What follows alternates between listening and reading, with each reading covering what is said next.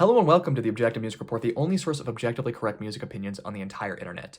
Today we're going to be talking about death of the author, death of the artist, sometimes called separating the art from the artist, a bunch of other esoteric concepts, but mostly we're going to be talking about why you in particular are a hypocrite. Let's roll a video.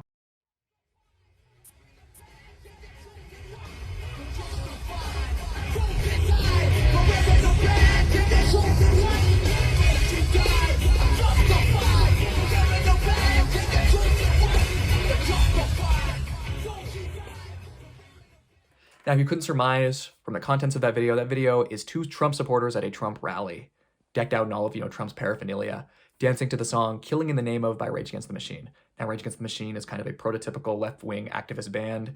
Killing in the Name of, I believe, their biggest song, and the song is kind of a prototypical protest song. And of course, the verses of the song are these two lines over and over again. Some of the people who work forces, being police forces, are the same who burn crosses, burning crosses obviously being a KKK reference. So some police officers are KKK members. Essentially, that is the verse of the song over and over and over again.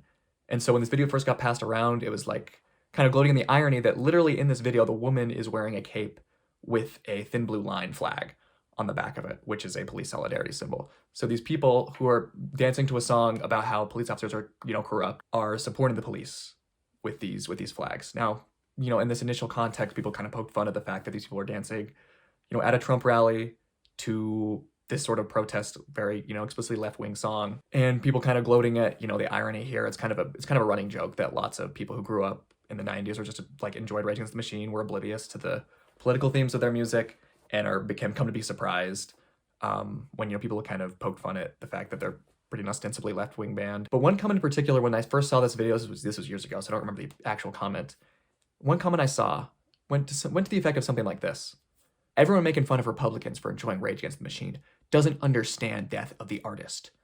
We are taking what their message of their music was, resisting authority and power, and applying it to our own struggles in life. Now, at the time when I first saw this comment, I believe most of the comments were reacting kind of negatively, kind of making fun of them. I shrugged off the comment myself at the time. Parts of it are definitely funny, even if you agree with it. But I think, as funny as that comment was, I think there is some nugget of wisdom, nugget of truth in there.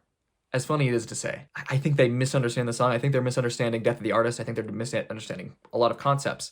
But I think there is, unfortunately, some thesis that's correct in there. But to explain why, let me first talk about death of the author. Death of the author, it comes from a French essay. I actually don't remember the author. It comes from a French essay, and essentially the thesis of this essay was that the actual intent the author or creator or artist of some certain artwork, whatever intent or meaning they intended to imbue the artwork with, that is redundant to what the actual meaning of the artwork is. So for instance, if we take Swimming Pools Drank by Kendrick Lamar, we take this song, obviously Kendrick has said publicly that he intended the song to be about alcoholism and, coping with alcohol, blah, blah, blah. If I were to try to explain to someone why is Swimming Pools Drank about alcoholism, let's say I'm trying to convince somebody of this, I wouldn't be able to say Kendrick said it's about alcoholism. That itself doesn't make the song about alcoholism. In fact, Death of the author kind of contends that's irrelevant to what the song's actually about. What actually matters is my own interpretation, the audience's interpretation, or the sort of things we can get from the artwork itself, divorced from what the author of the artwork sort of meant. Now, this is a little confusing. I'm going to draw a diagram to hopefully clarify what I mean.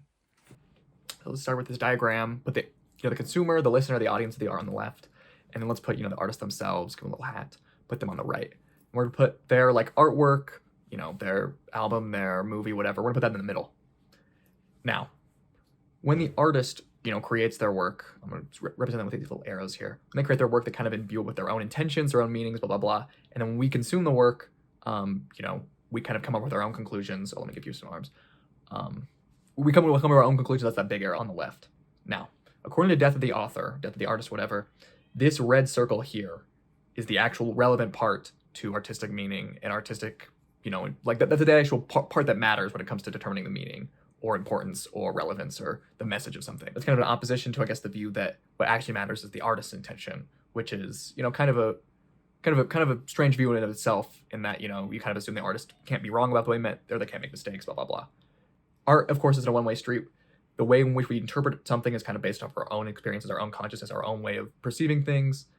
But sometimes that might even mean that our own interpretations, that might muddle in, they might be totally disconnected from the art. We might just, be reinforcing things we already believe. And that in of itself is just an incorrect way of viewing things. It's a incorrect interpretation that just, comes from, that's muddled, that's not connecting with the artwork itself and just looping right straight back to you. And I think that's an incorrect interpretation. And I think you can even argue that's what the person in the comment actually had. And to pivot to a similar but, somewhat a strange topic, we have the old saying, separating the art from the artist, which is kind of just a platitude that means, separating the negative things an artist has done in their own personal life and, placing that separate from the own artwork and the beauty or whatever of their artistic accomplishments. Now, I think when people say separating the art from the artist, there's sort of three main sort of areas or spheres they can be talking about this in. So either one, they can be talking about it in terms of, and I'm just making this up, these three things. But one, they can be talking about it in terms of, am I a bad person for enjoying it? Am I able to enjoy it? Am I able to, think highly of it and, and let it enrich my life despite the fact this artist has done things poorly in their own life, is a bad person or whatever. Two, you have, am I able to financially support this artist? Should I, am I able to consume the art without helping the artist who I think is a bad person? And the third concern is, does it reflect poorly on the artwork itself? I.e., is the artwork not as great, or am I bad in saying that it's good, that the artist has done these sort of negative things? Now, again, I just made these sort of three things off the top of my head. I need to further explain them. I'm going to go back to the diagram. Now, the artists, while they were creating this artwork, they had their own, personal life that was kind of, divorced at least somewhat from the artwork. And we don't really know, us as consumers, we're not fully privy to everything that happened. We might hear in retrospect what happens, but we're not fully aware. And the artists, once after they finish the artwork, they go and lead their own life, down the line. And they might do things in that life, give it 10 years. They might do something bad, or they might do something, wrong in that time as well. And of course, before they created the artwork, they also lived a life then, and we don't know what they did then. Now, maybe something that happened in that personal life and has some relevance to the actual artwork itself. Maybe some horrible crime that was committed by the person reaches back and hurts the art itself. Or maybe, but that same notion, maybe the artist now, who we don't know what they're doing, that might be doing bad things, maybe now they're still receiving support from that artwork themselves, they're still getting clout or whatever from us listening to it. Finally, we have, looking inside our brains here, we're actually still a consumer of the artwork. And, the fact that the artist coming into us at the end of this cycle is still impacting us. And those are obviously, I'm labeling these are the 1, 2, 3s I mentioned. Now that I've sort of outlined my entire philosophy around, death of the author and separating the art from the artist, I'd like to finally return again to that Rage Against the Machine commenter we talked about right at the beginning. Now, here's why I think we're all hypocrites. I'm going to draw another diagram right here. So I think to illustrate my point, let's take a hypothetical artwork, and let's say this artwork sort of deals with 4 different themes you can, reasonably pull from it. They're love, God, money, and violence or power or whatever. Now, let's say that I'm an atheist personally, and I don't really care about God, or I find depictions of God to be distasteful, or I don't really enjoy them, or I don't really get enriched by thinking about them very fully. I'm sure that's not the case for many atheists, but let's just say that is my own personal taste. I just don't really care much for that topic. So let's say I just consume this artwork, and the parts of it which I personally enrich and personally enjoy are everything except for those God themes. Now let's say I go out and let's say I'm a critic, and I go out and I say, I think this is a really good artwork, this is a really good album, this is a really good song. But do I have to say in spite of that theme? Or can I just say it is just there's a lot of good content here that I think is great, blah blah blah. Now in a sense, what I'm doing is I'm just self-censoring. I'm censoring part of the artwork, and what I'm saying is good, or what I'm saying is valuable, or what I'm saying is sort of important to me is kind of, I'm just making an arbitrary distinction of what really matters. And we can go even further. Let's say the artwork has some mildly racist themes, or some language we find inappropriate for whatever reason. And let's say we sort of appreciate it in spite of those things. Is it still a true appreciation, or are we just shifting the goalpost? Are we really actually enjoying it if we're having to censor in some degree? Now with these sort of flaws, I guess you probably at that point just have to kind of concede. I think it's good in spite of it. It has flaws. There are certain things that I think find disquieting about it. But I guess I enjoy it in spite of those. But is the mildly racist moment, is that different than the God theme, which is perhaps enriching to someone else but not to you? Or is there really a distinction there? I mean, for instance, if an artwork has I put something in there that's not for you and you can just kind of ignore, but someone else fully appreciates, fully enjoys. or is that something to hold it against because of your own personal predilection? But I think we can go even further. Let's just make it, okay, it's not about whether or not the artwork is like good, whatever that means, except for this is the objective music report. Everything I say is objectively good. Let's say instead I'm just going to say, I enjoy this. And, it doesn't really matter if, I like, there's these themes I don't really care about, which let's just move it past them. I don't really care. Instead, I guess I enjoy it in spite of those themes, or I just don't really care about them. I'm just agnostic to them. Maybe you could say I'm enjoying like a censorship, or I'm enjoying like an arbitrary distinction of things in this artwork. I'm not really enjoying the artwork as a cohesive whole product, whatever. But I think by saying I just enjoy it, you do kind of dodge a lot of these sort of worries of just censoring things for yourself, or just being hypocritical or being arbitrary with what you describe an artwork as. I think you dodge a lot of those themes. Because I mean, ultimately, if you're just saying I just shrug off this theme, or I just shrug off this moment, or I kind of look past these sorts of things. I mean, and you say you enjoy it regardless, it is still a true statement. You do enjoy it. Like, you can objectively say, I do or do not enjoy this. But I think where the big issue comes in with saying this is we have to go back to those concerns about separating the art from the artist. Even if you sort of grant that maybe you're kind of making arbitrary decisions about what you say is objectively good, quote unquote, maybe you're not doing so in the case of what you enjoy.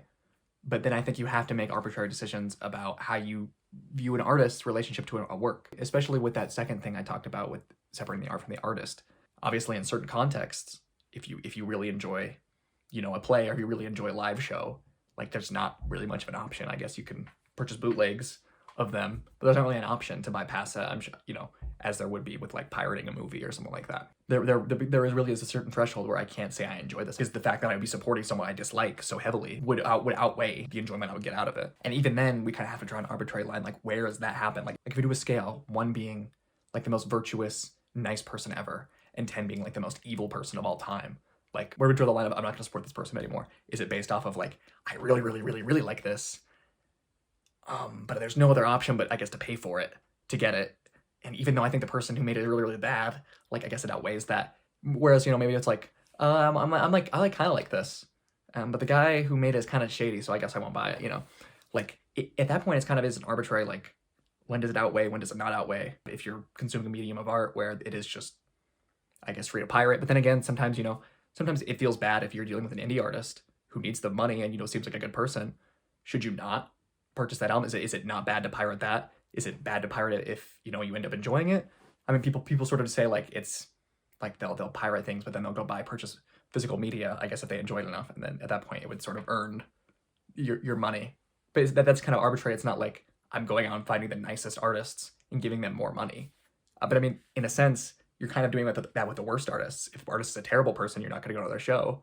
But if an artist is like kind of maybe a shady person you don't know, then you will. At some point, you have to draw an arbitrary line, like, I'm not going to support this anymore, or I'm going to look past it, or I'm not going to enjoy this part of the art, or I'm going to kind of look past, like, blah, blah, blah. And that's kind of why I feel like the Rage Against the Machine commenter, as funny as their comment is, kind of has a point. I mean, if we think of it this way, if in 200 years, let's say, there's not even police anymore, there's just like, I don't know, some like robot enforcement, who knows? Let's just say like the concept of police doesn't even exist anymore, and let's just say the KKK is long dead. Are we really going to interpret Killing in the Name of as a song solely about police officers being corrupt? Like, is that what the song is about to that person in 200 years from now? No, we'll probably say it's like fine for them to apply, the context of whatever social situation they're living in. But why, 180 years, if we go back 180 years in the past to, the modern day, 20 years after the song came out, and they say, I think my social circumstances mean that I'm going to miss, that I think that this artwork is really about, I'm going to apply that now to my life.